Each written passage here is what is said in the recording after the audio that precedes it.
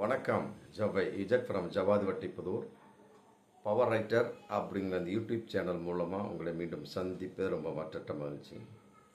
அத்தோடு எங்கள் சேனலை சப்ஸ்கிரைப் பண்ணுங்கள், பெல் பட்டன் அழுத்த மறந்துடாதீங்க. அத்தோட எல்லாத்துக்கும் ஷேர் பண்ணுங்கள். அதாவது உட்கட்சி விவகாரம்ங்கிறது எல்லா கட்சியிலையுமே உண்டு.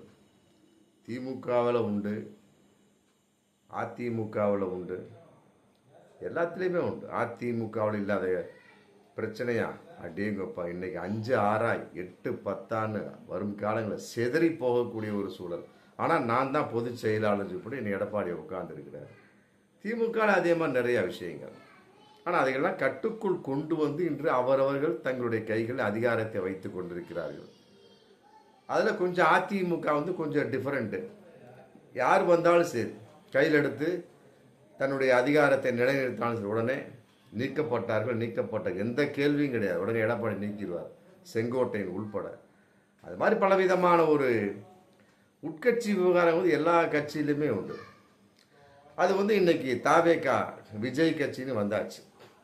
ஆரம்பத்தில் எதிர்பார்த்த ஒரு விஷயம்தான், ரொம்ப லேட்டாக வெடிச்சிருக்கு. புஷி ஆனந்துக்கும் ஆதவ் அர்ஜுனாவுக்கும். ஆதவ் அர்ஜுனா பற்றி சொல்ல வேண்டிய அவசியமே இல்லை. ஆல்ரெடி விசிகாவில் ரொம்ப பிரச்சனை பண்ணவர். கழுத்தை பிடித்து தள்ளாத குறையாக அவரை கட்சி விட்டு நீக்கினார்கள். அதுக்கு முதல்ல திமுகவில் சேர்றது தான் அவர் அடி போட்டது. மற்றபடி அங்கே அவங்க உஷாராயிட்டாங்க. என்னடா அது, இந்த நபர்லாம் எதற்காக உள்ளே வருகின்றார்கள், காரணம் என்ன அப்படிங்கிற கேள்வி வரக்கூடிய சமயத்தில் சேர்த்தாமலே அப்படியே ஆளை வெளியே தள்ளிட்டாங்க. அப்புறம் அங்கிருந்து விசிகாவுக்கு வந்தார்.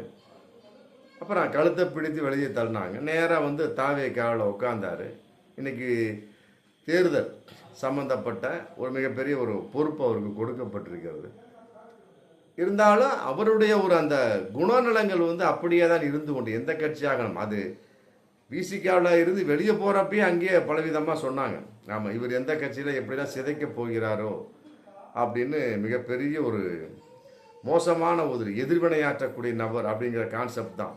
அதாவது ஒரு கட்சியினுடைய கொள்கை இருக்குது அப்படின்னா அதன் அடிப்படையில் பேசணும், தலைமைக்கு கட்டுப்பட்டு பேசணும். தனக்கு மட்டுமே தெரியும் அப்படிங்கிற பேசுகிறப்ப கட்சியினுடைய அந்த அடித்தளம் சிதைகிறது. ஆமாம், அதனால தான் விசிக வெளியே தள்ளினாங்க. அதன் அடிப்படை இன்னைக்கு தாவேகாவனுடைய அடிப்படையை மாறக்கூடிய விஷயம் ஆதவ் அர்ஜுனா. அதற்கு புஷி ஆனந்த் ஆமாம் ரெண்டும் கலந்த இருக்கக்கூடிய சமயத்தை இந்த இருவருமே இன்று விஜய்க்கு முரண்பட்டவராக, மற்றபடி பிரச்சனைக்குள்ளாக மாறிட்டாங்க. ஆமாம், புஷி ஆனந்த் எந்த நேரத்திலும் நீக்கப்படலாம் பொதுச் செயலாளர் பொறுப்பிலிருந்து அப்படிங்கிற ஒரு தகவல் இன்னைக்கு போயிட்டு இருக்கு. மற்றபடி ஆதவ் அர்ஜுனா கான்செப்ட் வரக்கூடிய சமயத்தில் அவர் என்ன செய்ய போறார், கட்சியை விட்டு வெளியே தள்ளிவிடப்பட போகிறார்களா அப்படிங்கிற ஒரு கேள்வி இருந்தாலுமே கூட இப்போ ஜான் ஆரோக்கியசாமி அந்த கான்செப்டில் தான் விஜய் ரொம்ப ஒற்றுமையாக போயிட்டு இருக்கார். அதாவது புஷி ஆனந்த், ஆதவ் அர்ஜுனா, ஜான் ஆரோக்கியசாமி, இந்த 3 நபர்ல ஜான் ஆரோக்கியசாமி ரொம்ப விஜயோடும், விஜய் ஜான் ஆரோக்கியசாமி ஒட்டு உறவாடக்கூடிய ஒரு சூழல். ஏன்னா இந்த கரூர் பிரச்சனைக்கு பின்னால கரெக்டா ஒரு ஜான் ஆரோக்கியசாமி அடுத்தடுத்து மீட்டிங் போட்டு, அதாவது எதிர்ப்புகள் இருந்தாலுமே கூட அங்கு விஜய் நேரடியாக செல்லாமல் அது சம்பந்தப்பட்ட பல பிரச்சனை போனாலுமே கூட தலைமை தாங்கி பண்ணக்கூடிய ஒரு சேனை கேட்டால் அவரு ஒளி இல்லை. புஷி ஆனந்த் அப்படி இல்லை. ஆமாம், தலைமரம் ஆகிட்டார். அதே மாதிரி தான் நிர்மல்குமார் சோ அப்படி இருக்கக்கூடிய சமயத்தை தொண்டர்களே இன்னைக்கு புஷி ஆனந்தை ஒதுக்க பார்க்கிறார், ஒதுங்கி போகக்கூடிய சூழல் அவர் இருக்கிறது அப்படிங்கிற ஒரு தகவல் இன்னைக்கு போயிட்டு இருக்கு. ஆதவ் அர்ஜுனாவை பொறுத்த வரைக்கும் தலைமை கழுத்தை பிடிச்சி வெளியே தள்ளினாதான், மற்றபடி ஒன்றும் கிடையாது. இன்னைக்கு விஜயினுடைய ஒரு விஷயம் திரிசங்கு சுருக்கமாக என்ன செய்யலாம் அப்படின்னு மிக ரொம்ப குழப்பத்தில் இருந்துட்டு இருக்கிற மாதிரி தான் இன்னைக்கு தகவல் போயிட்டு இருக்கு. பொதுவாக இந்த மாதிரி விஷயங்கள்லாம் வரக்கூடிய சமயத்தில் மு.க. ஸ்டாலின் எந்த அளவுக்கு அதை எதிர்கொண்டார், ஜெயலலிதா எதிர்கொண்டார், எடப்பாடி எதிர்கொண்டார், உடனே ஆக்ஷன். ஆனால் விஜய் இன்னும் ஆக்ஷன் எடுக்கவே இல்லை. எந்த நேரத்திலும் எடுக்கப்படலாம் அப்படிங்கிற ஒரு தகவல். அதில் குறிப்பாக புஷி ஆனந்த் கட்சியை விட்டு நீக்கப்படலாம் அப்படிங்கிற ஒரு தகவல். மற்றபடி கட்டுப்பாடு இல்லாமல் ஆதவ் அர்ஜுனா இயங்கி கொண்டிருக்கிறார் அப்படிங்கிற ஒரு தகவல். இதெல்லாம் பலவிதமாக விஜயை கலக்கத்துக்குள் ஏற்படுத்தி கலங்கி கொண்டிருக்கிறார். என்ன எடுக்கலாம், ஏன்னா அனுபவம் இல்லாதவர் தானே. அதன் அடிப்படையில் இன்னைக்கு மிகப்பெரிய ஒரு விமர்சனமும் விஜய் நோக்கி போயிட்டு இருக்கு. அதாவது அனுபவம் இல்லாதவர், மற்றபடி எந்த நேரத்தில் எப்படி முடிவு எடுக்கணும் அப்படிங்கிற ஒரு மிகப்பெரிய ஒரு நுணுக்கம் இல்லாதவர்.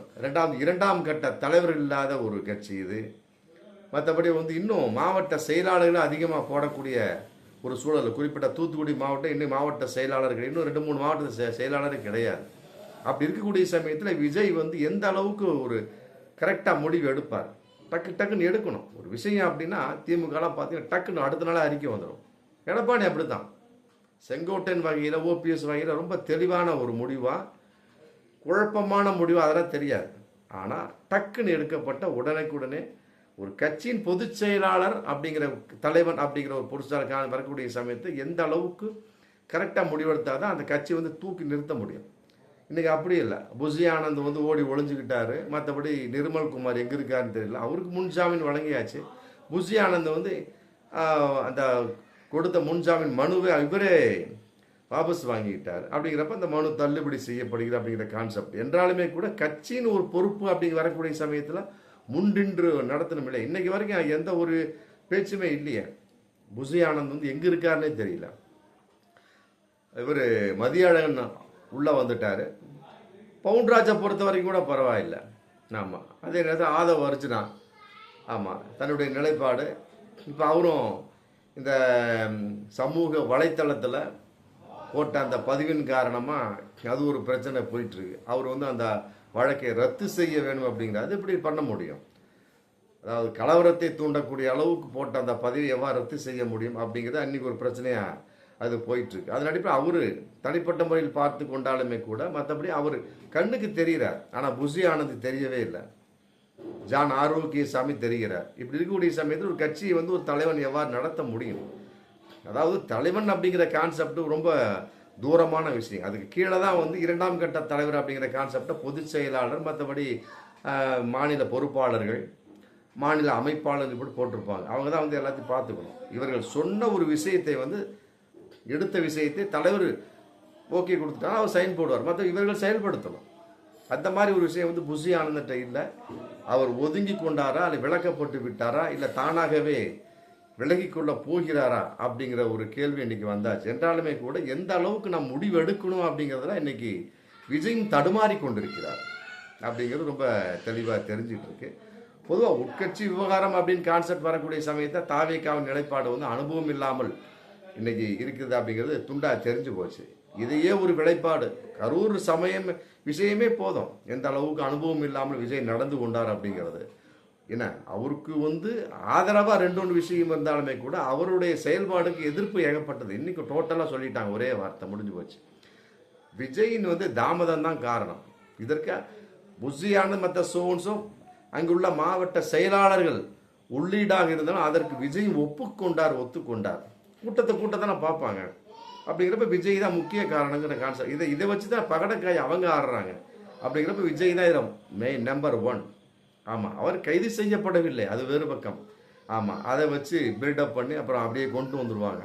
அதனால் மக்களுடைய தீர்ப்புக்கு இந்த அரசு விட்டுருச்சு என்றாலும் இன்றைக்கி சிபிஐ போயிட்டுருக்குறாங்க. ஆமாம், அப்படி இருக்கக்கூடிய சமயத்தை எந்த அளவுக்கு இந்த மாதிரி ஒரு பிரச்சனை உட்கட்சி விவகாரத்தில் விஜய் எந்த அளவுக்கு முடிவெடுப்பார், அதன் அடிப்படையில் இவருடைய அனுபவம் எவ்வாறு மக்களுக்கு தெரிவிக்கப்படும், வெளியே தெரிக்கும் என்பது வரும் காலங்களில் தெரியும். பார்ப்போம் மீண்டும் அடுத்த வீடியோ. நன்றி.